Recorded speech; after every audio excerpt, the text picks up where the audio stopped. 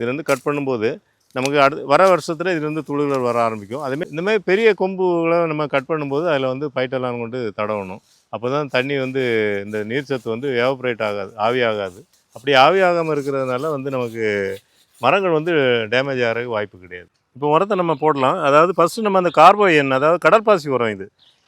ஒரு மரத்துக்கு 1 கிலோ போதும், 1 கிலோ அளவு போதும். இப்போ வந்து நம்ம தண்ணி வந்து அந்த போட்ட உரம்லாம் கரையிற அளவுக்கு கொஞ்சம் நிறையவே விடணும் ஃபஸ்ட்டு தண்ணி. அப்போ தான் அந்த உரங்கள் கரைஞ்சி செடிகளுக்கு கிடைக்கும். உரம் போட்டதுக்கப்புறம் தண்ணி விடாமல் கண்டிப்பாக இருக்கக்கூடாது, தண்ணி நிறையவே விடணும்.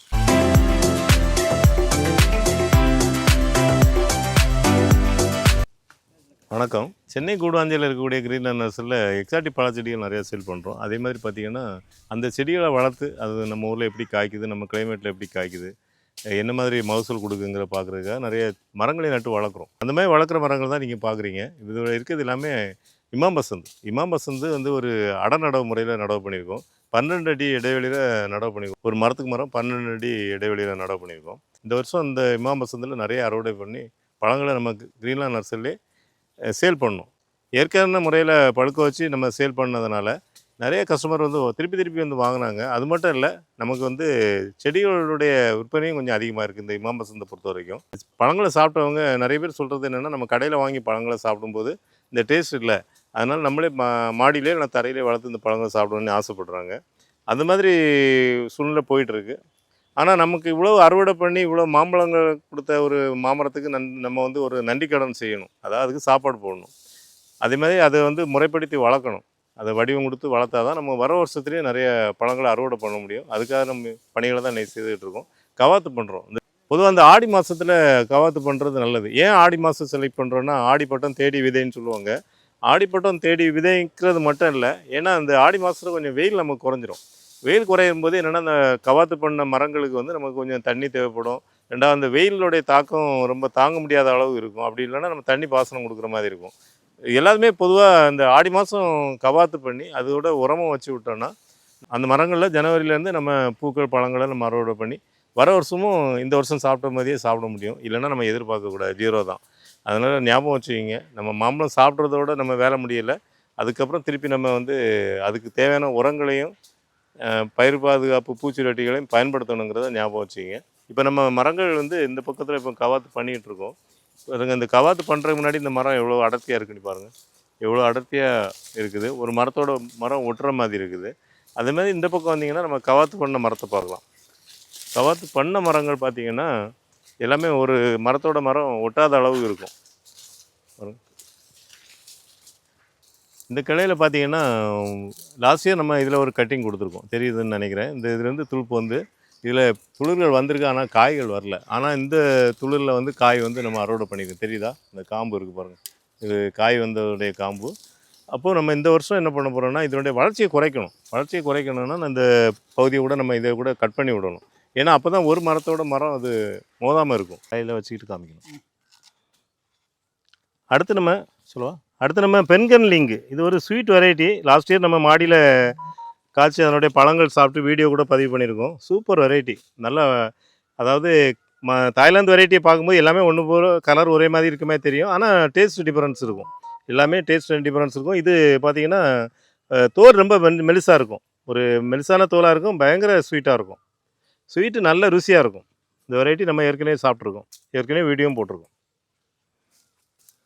ஒரு மரத்தோட ஒரு மரம் மோத ஆரம்பிச்சிச்சுன்னா நமக்கு வந்து கண்டிப்பாக மகசூல் கிடைக்காது. அதனால் இப்போ இதில் ஒரு கவாத்து கட் பண்ணிடலாம், இந்த இடத்த கட் பண்ணிடலாம். லாஸ்ட் இயர் நமக்கு இதில் காய் வந்ததுனால இந்த வரக்கூடிய வருஷத்தில் இந்த பகுதியில் வந்து துளிர் வந்து காய்கள் வர வாய்ப்பு இருக்குது. இதில் இந்த கட் பண்ண இடத்துல நம்ம பயிட்டெல்லாம் நம்ம தடவுறது நல்லது. இதுலேருந்து கட் பண்ணும்போது நமக்கு வர வருஷத்தில் இதுலேருந்து துளிர்கள் வர ஆரம்பிக்கும். அதேமாதிரி இப்படி கட் பண்ணும்போது இந்த மரத்துக்கு உள்ள இடைவெளி அதிகமாகிறதுனால கிளைகள் வந்து புது துளிர்கள் வந்து வர வருஷத்தில் நல்லா காய்க்கும். புதுசாக ஒரு மாமரம் நடுறீங்கன்னாக்கா ஒரு 3-4 மாதம் கழித்து பார்த்தீங்கன்னா ஒரு 3 அடிக்கு, அதாவது 2.25 அடி 2.5 அடி 3 அடிக்குள்ளே அந்த இருக்குது பார்த்தீங்களா. இதே மாதிரி ஒரு இடத்துல அந்த தண்டு பகுதியை கட் பண்ணி விட்டோம்னா, தண்டு பகுதியை கட் பண்ணுறதுன்னா வந்து அதாவது இலசான தண்டை கட் பண்ணக்கூடாது. கொஞ்சம் முதிர்ச்சி அடைஞ்ச, அதாவது கருப்பு கலரில் மாறி இருக்கும் இல்லையா. இப்போ இதில் பார்த்தீங்கன்னா இது எல்லாமே இதாக இருக்கு இல்லையா, இது வந்து இளந்தண்டு, பச்சையாக இருக்கிறது எல்லாமே இளந்தண்டு. அது கீழ்ப்பகுதி கொஞ்சம் கருப்பாக இருக்குல்லையா, இதை வந்து முத்தின தண்டு இந்த இடத்துல கட் பண்ணணும். அதேமாதிரி இந்த மரம் நட்ட மரத்தில் வந்து ஒரு 3 அடி இல்லை 2.25 அடி வச்சு அதை கட் பண்ணி விட்டோன்னா அதுலேருந்து 3 துளிர்கள் வந்துருக்கு பாருங்கள். அந்த 3 துளிர் தான் இப்போ வந்து மரமாக இருக்குது. அந்த 3 துளிர்லேருந்து அதுக்கப்புறம் திருப்பி ஒவ்வொரு துளிர்லேருந்து அது கிளைகளாக மாறி அதுலேருந்து கொடை போன்ற அமைப்பு வந்திருக்கு. டாப் ஓப்பனாக இருக்குது பாருங்கள். டாப்பில் எந்த மரமும் நேராக போகலை. இங்கே பார்த்தீங்கன்னா தெரியும், இதுதான் முக்கியமானது. இந்த வெயில் பார்த்தீங்கன்னா இந்த சன்லைட்டு வந்து ஃபுல்லாக நடுவில் வரைக்கும் இந்த நடு தண்டு வரைக்கும் வர அளவுக்கு நம்ம இது ஓப்பனாக கொடுத்துருக்கோம். அதனால தான் இந்த மரங்கள் நல்லா காய்க்குது. எல்லா மரமே அதுமாதிரி டாப்பை கட் பண்ணி விட்ருப்போம். சின்ன செடிகளை நடும்போது 4 அடி 5 அடி வளர்ந்தப்புறம் அந்த ஒரு 3 அடி இல்லை 2.25 அடியில் அதை நுனிய தண்டை கட் பண்ணி விடணும். அதுமாதிரி கவாத்துங்கிறதவங்க கூட நான் கவாத்தை பற்றி நிறைய பேசுகிறதுனால நிறைய பேர் என்ன பண்ணுறாங்க, அப்பப்போ துளுக்க கட் பண்ணிகிட்டு இருக்காங்க. அப்படி கட் பண்ணக்கூடாது. வருஷத்தில் ஒரு வாட்டி தான், இந்த ஆடி மாதம் அதை வடிவமைக்கிறது தான் முக்கியமான விஷயமா இருக்கணும். அடிக்கி வளர கட் பண்ணிட்டு இருந்தால் செடியை வளராது, காய்க்கவும் செய்யாது. பொதுவாக நம்ம மாமரத்துக்கு வெயில் ரொம்ப அதிகம் தேவைங்கிறோம். நிறைய சென்னையில் இருக்கக்கூடிய கஸ்டமர் கூட வந்துட்டு எங்களுக்கு மாமரம் வைக்கணும்னு ஆசைப்படுவாங்க. ஆனால் பக்கத்துலலாம் சுற்றி வீடு இருக்கான்னு கேட்டால் ஆமாம்பாங்க. ஏன்னா நான் எதுக்காக அது கேட்பேன்னா, சன்லைட்டு நல்லா அது மண்டையில் தலையில் படலைன்னா அது மரங்கள் காய்க்காது. வளர்க்குறதுனால நமக்கு பலன் எதுவும் கிடைக்காது. இந்த மரத்தில் பாருங்கள், இந்த தண்டு வந்து பார்த்திங்கன்னா நேராக போகுது, நேராக மேலே போகுது. இது வளர்ந்ததுன்னா ஃபுல்லாகவே சன்லைட் உள்ளே வராது. அதனால் இந்த தண்டு பகுதியை நம்ம கட் பண்ணி எடுத்துடலாம். இந்த மாதிரி மேல் பகுதியை நம்ம கட் பண்ணி வளர்க்கும் போது இதில் சன்லைட் உள்ளே நல்லாவே கிடைக்கும். இந்த மாதிரி பெரிய கொம்புகளை நம்ம கட் பண்ணும்போது அதில் வந்து பைட்டெல்லாம் கொண்டு தடவணும். அப்போ தான் தண்ணி வந்து இந்த நீர்ச்சத்து வந்து எவாப்ரேட் ஆகாது, ஆவியாகாது. அப்படி ஆவியாகாமல் இருக்கிறதுனால வந்து நமக்கு மரங்கள் வந்து டேமேஜ் ஆகிறதுக்கு வாய்ப்பு கிடையாது. மாமரங்கள் பார்த்திங்கன்னா ஒரு குடை மாதிரி இருக்கிறதுங்கிறத விட ஒரு பந்தல் மாதிரி இருக்கணும்னு சொல்லலாம். நம்ம ஒரு புடலை பந்தல் போட்டு அப்படி போடுறோம், பாகக்காய்க்கு ஒரு பந்தல் போட்டு அப்படி போடுறோம். அதே மாதிரி மேலே வந்து ஒரே லெவலாக விரிஞ்சு, அதாவது ஒரு இந்த மாதிரி வி ஷேப்பில் இப்படி இருக்கிற மாதிரி இருந்தால் அந்த சன்லைட் ஃபுல்லாகவே படும். இந்த சைடில் கிளைகள் வரும்போது பூக்கள் அதிகமாகி பிஞ்சுகளும் நிறைய வர வாய்ப்பு உண்டு.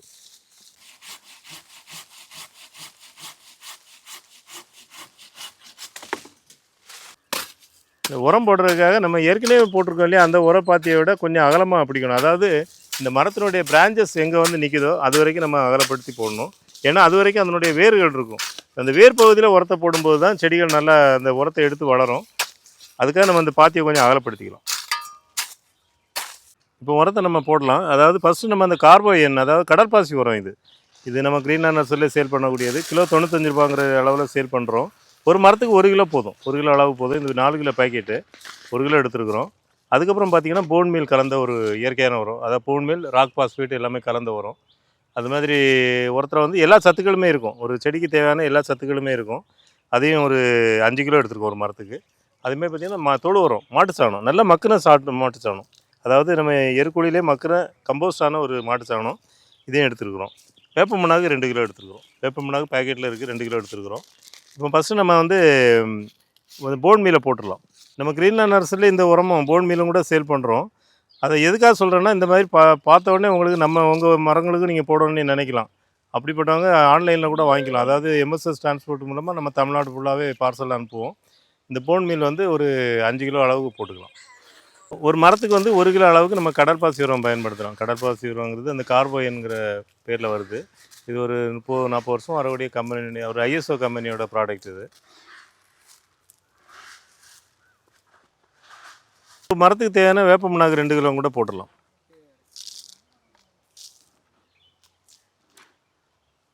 இந்த உரங்கள்லாம் போட்டதுக்கப்புறம் நம்ம தொழு உரத்தை வந்து மேலாக போடலாம். அதாவது ஒரு மரத்துக்கு 1லேருந்து 2 கூடை வரைக்கும் போடலாம். இது மண்ணோடைய வளத்தை பொறுத்து நம்ம மாற்றிக்கலாம். வளமான மண்ணுனா 1 கூடை போதும். வளம் இல்லாத மண்ணாக இருந்தால் நம்ம 2 கூடை வரைக்கும் போடலாம். ஏன்னா இது போடக்கூடியது இந்த ஒரு முறை தான், இந்த ஆடி மாதம் மட்டும் தான் போட போகிறோம். அதுக்கப்புறம் இடையில அப்பப்போ போட்டுட்டு இருந்தீங்கன்னா செடி வளரும், காய்க்காது. அதனால் ஞாபகம் வச்சுக்கிங்க. இப்போ இந்த எருவை வந்து மூடி விட்டுடலாம். ஏன்னா அது வந்து அந்த ஈரம் இருந்துக்கிட்டே இருக்கணும். ஈரம் இருந்தால் தான் இதில் எல்லா கிருமிகளும் வந்து டெவலப் ஆகி, நல்ல செய்யக்கூடிய கிருமிகள்லாம் டெவலப் ஆகி, அந்த பாக்டீரியாக்கள் டெவலப் ஆகி செடிக்கு தேவையான சத்துக்கள் கிடைக்கும். இப்போ ஒரு மரத்துக்கு என்னென்ன சத்துக்கள் தேவையோ, தலைமணி, சாம்பல் சத்து, மற்ற நுண்ணூட்ட சத்துக்கள் எல்லாமே கிடைக்கிற மாதிரி நம்ம உரம் போட்டோம். இனி நம்மளுடைய டியூட்டி இது முடிஞ்சுது. இதுக்கப்புறம் நம்ம நீர்ப்பாசனம் ரெகுலராக கொடுக்கணும். தண்ணி வந்து நம்ம ரெகுலராக கொடுத்துட்ருக்கணும். மழை இருந்தால் தேவையில்லை. இப்போ இந்த வளர்ந்த மரங்கிறதுனால நமக்கு ரொம்ப நீர்ப்பாசனம் கொடுக்கணுங்கிறது அவசியம் இல்லை. அந்த மண்ணை பொறுத்து, நம்ம செடியை பொறுத்து அந்த நீர் மேலாண்மையை பண்ணிக்கலாம். இப்போ வந்து நம்ம தண்ணி வந்து அந்த போட்ட உரம்லாம் கரையிற அளவுக்கு கொஞ்சம் நிறையவே விடணும் ஃபஸ்ட்டு தண்ணி. அப்போ தான் அந்த உரங்கள் கரைஞ்சி செடிகளுக்கு கிடைக்கும். உரம் போட்டதுக்கப்புறம் தண்ணி விடாமல் கண்டிப்பாக இருக்கக்கூடாது. தண்ணி நிறையவே விடணும். செடியினுடைய தண்டு பகுதியில் நம்ம ஈரமாக்கலை. ஏன் ஈரமாக்கலைன்னா அந்த இடம் ஈரமாக இருந்ததுன்னா உங்களுக்கு இப்போ அடிக்கக்கூடிய காற்றுலையோ இல்லைன்னா மற்ற நேரங்கள்லையோ மழை காலங்களையோ அந்த மரம் வந்து ஆட்டம் கொடுக்க ஆரம்பிக்கும். இன்னொரு விஷயம் என்னென்னா அந்த உரம் நம்ம ஒரு 3 அடி தள்ளி வச்சுருக்குறோம். இப்போ இந்த வேர்லாம் என்ன பண்ணோன்னா அந்த உரத்தை தேடி இங்கே வரும். அப்போ மரத்துக்கு இன்னும் கொஞ்சம் ஸ்ட்ராங் கிடைக்கும், ஒரு பலம் கிடைக்கும். அப்படி பலம் கிடைக்கும் போது நமக்கு காற்று மழைக்கு தாங்குற மாதிரி அந்த மரம் நல்ல வலுவாக இருக்கும். அதுக்காக தான் நம்ம தண்ணியை வந்து செடியை ஒட்டி விடலை, 2 அடி தள்ளி, அதாவது 3 அடி அளவில் நம்ம சுற்றளவில் தண்ணி விடுறோம். இந்த வீடியோவில் சொன்ன மாதிரி இப்போ முறைகளை கடைப்பிடிச்சு நீங்கள் இந்த ஆடி மாதத்தில், அதாவது நமக்கு பலன் கொடுத்தது, நமக்கு இனிப்பான மாம்பழங்களை கொடுத்தது, இந்த மாமரத்துக்கு வந்து நமக்கு உரம் வைக்கிறது ஒரு கட்டாயமான ஒரு முறைன்னு சொல்லி நீங்கள் கண்டிப்பாக எல்லாருமே பண்ணணும்னு வேண்டிக்கிறேன். ஏன்னா நம்ம அப்போ தான் அடுத்த வருஷமும் நிறைய மாம்பழங்களை சாப்பிட முடியும். இந்த வீடியோவில் இப்போ சொன்ன விஷயங்கள் வந்து ஒரு தொழில்நுட்ப ரீதியாக எல்லாருமே தெரிஞ்சிருக்க வேண்டிய விஷயங்கள். இப்போ எல்லாருமே மரம் வளர்க்கணும்னு ஆசைப்படுறோம். அதனால் இந்த விஷயங்களும் தெரியணும். இந்த விஷயங்கள் தெரியாதவங்களுக்கு கூட இந்த வீடியோவை ஷேர் பண்ணுங்கள், அவங்களுக்கு யூஸ்ஃபுல்லாக இருக்கும். நன்றி, வணக்கம்.